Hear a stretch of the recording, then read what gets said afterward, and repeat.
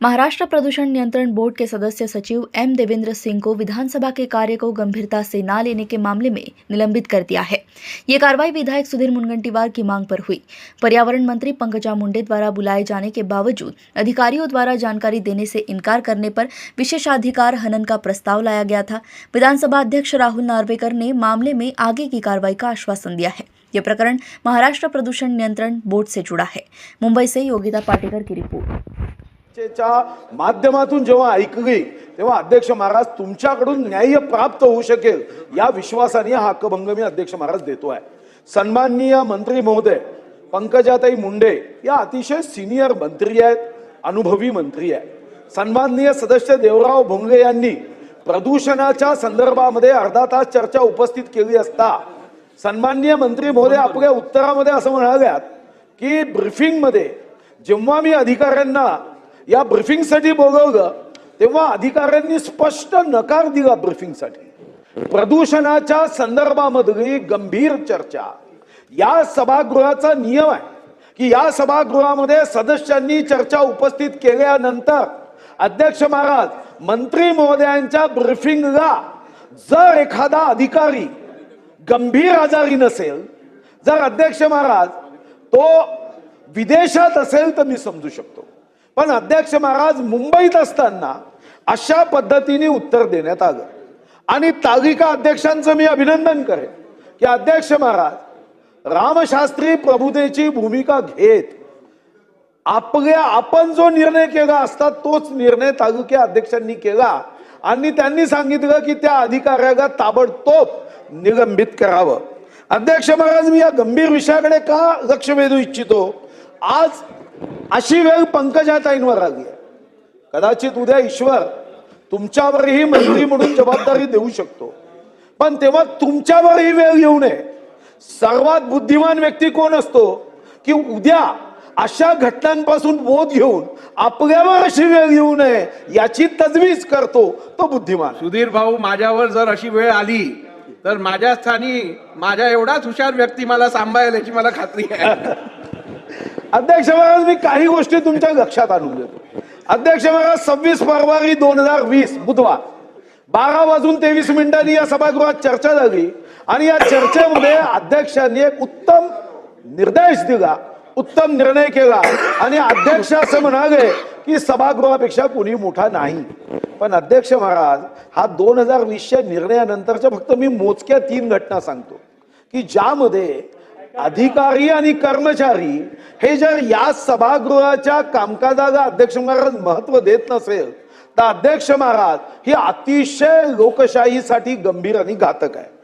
20 मार्च 2025 आपण निर्देश दिले गुरुवारी 12:01 की 26 जुलै 2023च्या तारांकित प्रश्नाबाबत अधिक माहिती असा आदेश झाला। अधिक माहिती कधी आली? 20 मार्च 2025 ला। आपण सांगितलं अशा घटना होता कामा नये, पण अध्यक्ष महाराज अजूनही अधिकारी कर्मचाऱ्यांमध्ये ही गंभीरता पोहोचली नाही। 18 जुलै 2025 शुक्रवार 1:30 वाजता औचित्य मांडल्यानंतर उपाध्यक्षांनी घोषणा केली की कर्मचारी अधिकाऱ्यांनी 30 दिवसात त्याचं उत्तर दिलं पाहिजे। अध्यक्ष महाराज 6 महिने झाले माझ्या औचित्याचं अध्यक्ष महाराज उत्तर आलं नाही। 13 डिसेंबर 2025 2:40 अध्यक्ष महाराज आपले निर्देश आहे, लक्षवेधीची उत्तर आली नव्हती। अगोदरची प्रथा परंपरा अशी होती की ज्या लक्षवेधीवर चर्चा होत नाही त्या लक्षवेधीच्या संदर्भात अध्यक्ष महाराज प्रिंटेड मान्य झालेल्या, अमान्य नाही मान्य झालेल्या लक्षवेधीवर प्रिंटेड उत्तर देण्याची पद्धत होती आणि आपणही ती मान्य करत अतिशय उत्तम निर्देश दिले की उद्यापर्यंत उत्तर आले नाही तर खबरदार मुख्य सचिवावर मी हक्कभंग मांडेल आणि हक्कभंग स्वीकारेल। आणि नंतर मुख्य सचिवा 24 तासाची जी संसटांडी निर्माण होते तशी झाली।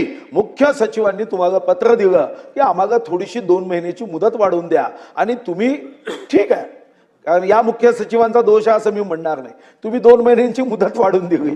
पण अध्यक्ष महाराज आता 13 डिसेंबर झालं, 13 जानेवारी झाली, 13 फरवरी झाली, आता आम्ही 27 फरवरी मध्ये आहो। 2 महिन्याचं कॅलेंडर हे काल निर्णयवाल्यांना बदलवायला लावा। अध्यक्ष महाराज आता 24 फरवरी 24 फरवरीला आपण पुन्हा निर्देश दिले. आता कपात सूचनेचं उत्तर जे 16 मार्च 2022चं कपात सूचनेचं उत्तर 18 फरवरी 2026ला आलं. आणि आपण म्हणालेत, कारण आपण टेक्नोसावी आहात, आपण अतिशय बुद्धिमान, अतिशय वकील म्हणून आपलं ज्ञान, आणि आपण उत्तर दिलं. पण माझी अध्यक्ष महाराज विनंती आहे, एक माझी खास विनंती आहे. असं म्हणतात की पेनिसिलिनचं इंजेक्शन द्यायचं असेल तर टेस्ट केस केली पाहिजे. डॉक्टर पहिल्यांदा स्किनमध्ये एक इंजेक्शन देऊन टेस्ट करायचे. माझी आपल्याला आग्रही विनंती आहे हक्कभंगाच्या माध्यमातून. हक्कभंगाचे अनेक दाखले मी 95 पासून पाहिले आहे. मी स्वतः मनजित सिंग सेठीवर हक्कभंग टाकला तर अध्यक्ष महाराज आम्ही एका मिनिटात स्वीकारलाही, आणि स्वीकारून 2 महिन्याच्या आत निर्णय देऊन 90 दिवसाची जेल दिली. आणि आपल्यालाही माहिती आहे की हक्कभंगाची जेल कंटिन्युएशन मध्ये जेलमध्ये जात नाही. जेव्हा अधिवेशन असेल तेव्हा जेलमध्ये, पुन्हा बाहेर, पुन्हा जेलमध्ये. आणि जेव्हा त्याच्या लक्षात आलं की विधानसभेचे काय अधिकार आहे, या विधानसभेची शक्ती काय आहे, या विधानसभेला हक्क काय आहे, तेव्हा मग लोकांना लक्षात आलं की ही विधानसभा गमतीनी नाही.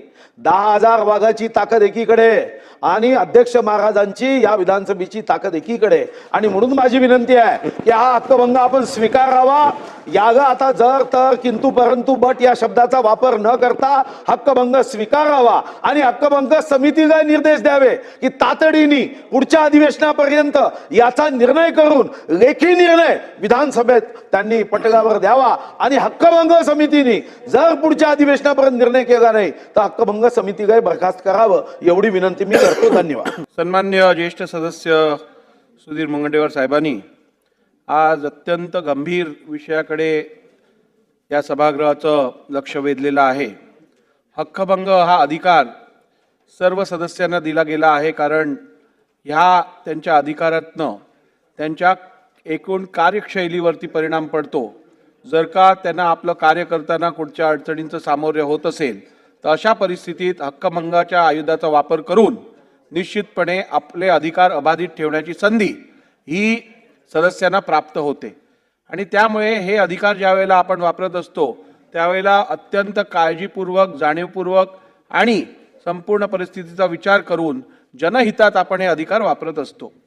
आणि आपण सांगितल्याप्रमाणे जर का विविध आयुधांमार्फत जी माहिती आपण मागवतो किंवा जी उत्तरं शासनाकडनं अपेक्षित असतात ती उत्तरं जर वेळेत मिळाली नाही तर निश्चितपणे यातून विधिमंडळ सदस्यांचं, विधानसभा सदस्यांच्या कार्यप्रणालीवरती गंभीर परिणाम पडू शकतो, याची मला जाणीव आहे. आणि म्हणूनच गेल्या अधिवेशनात ज्या वेळेला या संदर्भात अनेक सदस्यांनी तक्रार केली की वारंवार प्रश्न विचारूनही, आश्वासनं मिळूनही त्याची उत्तरं वेळेत मिळत नाही, त्यावेळेला आपण मुख्य सचिवांपर्यंत हा विषय नेऊन, त्यावेळेला तर मुख्य सचिव 2 दिवस झाले रुजू होऊन नवीन मुख्य सचिव होते, त्यानंतर त्यांनी 2 महिन्याची वेळ मागितली, आपण त्यांना 2 महिन्याची वेळ दिली. आणि त्यानंतर मी सभागृहाला अवगत करू इच्छितो की मुख्य सचिवांनी माझ्याशी संपर्क साधून बराचसा कंप्लायन्स केलेला आहे. अजून 100% झालेलं नाहीये, पण समाधानकारक कंप्लायन्स झालेला आहे. त्यांना काही का अजून हवा आहे संपूर्ण कंप्लायन्स कंप्लीट करण्यासाठी, मी त्यांना तो वेळ दिलेला आहे. पण मी आपल्याला सांगितल्याप्रमाणे लवकरात लवकर आपला डॅशबोर्ड तयार होत आहे आणि त्या डॅशबोर्डवरती यापुढे जेवढ्या लक्षवेधी असतील, जेवढे प्रश्न असतील, जेवढी आश्वासनं असतील, जेवढे औचित्याचे मुद्दे असतील, या संदर्भातला संपूर्ण हिशोब हा डॅशबोर्डवरती उपलब्ध होईल. किती तारखेला आपण कोणत्या आयुधातनं कुठचा प्रश्न मांडलेला, त्यावरती शासनाकडनं उत्तर कधी अपेक्षित होतं आणि शासनाचं उत्तर कधी आलं, केव्हा निरुत्तरी झालं असेल, उत्तर आलं नसेल तर त्या संदर्भातली पण माहिती आपल्याकडे असेल, जेणेकरून सगळ्या सदस्यांना या संदर्भातली पूर्ण माहिती ट्रान्सपरंटरित्या प्राप्त होईल. त्यामुळे माझी सभागृहाला ही विनंती राहील की आत्तापर्यंतचा बॅकलॉग जो आहे तो काही दिवसात आपण पूर्ण करून घेऊ आणि यापुढे डॅशबोर्डच्या माध्यमातून ही सगळी माहिती आपल्यापर्यंत पुरवली जाईल. राहिला प्रश्न, काल तालिका अध्यक्षांनी जे निर्देश दिलेले त्या निर्देशांसंदर्भात मी आज हे स्पष्ट करू इच्छितो की शासनाने या संदर्भात जी कारवाई केली आहे किंवा या संदर्भातलं स्पष्टीकरण जे आहे ते सभागृहात द्यावं आणि त्यानंतर मी अंतिम निर्णय घेईन. आपण विधान भवन आहोत, खरं तर आपल्याला माहिती आहे की विधिमंडळाशी संबंधित कामं झाली पाहिजे. आता अध्यक्ष महाराज आम्ही अशासकीय विधेयक टाकले, महाराष्ट्र नगरपालिका नगरपंचायत विधेयक 2026 19 जानेवारीला टाकलं. आणि तुम्ही इंट्रोडक्शनसाठी जेव्हा विचारलं जातं तेव्हा म्हणतं विधी व न्याय विभागाने अभिप्रायच दिले नाही. काही काही ठिकाणी 4-4 महिने अभिप्राय येत नाही अध्यक्ष महाराज.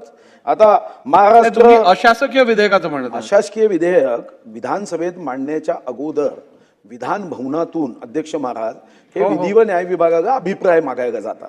अपेक्षा अशी आहे की विधी व न्याय विभागाने 3 दिवसाच्या आत अभिप्राय दिले पाहिजे बरोबर आहे. की ही केंद्र सरकारच्या कायद्याला छेद देणारा आहे किंवा असा कायदा आपल्याला करता येत नाही किंवा ही तरतूद 3 दिवसात दिली पाहिजे.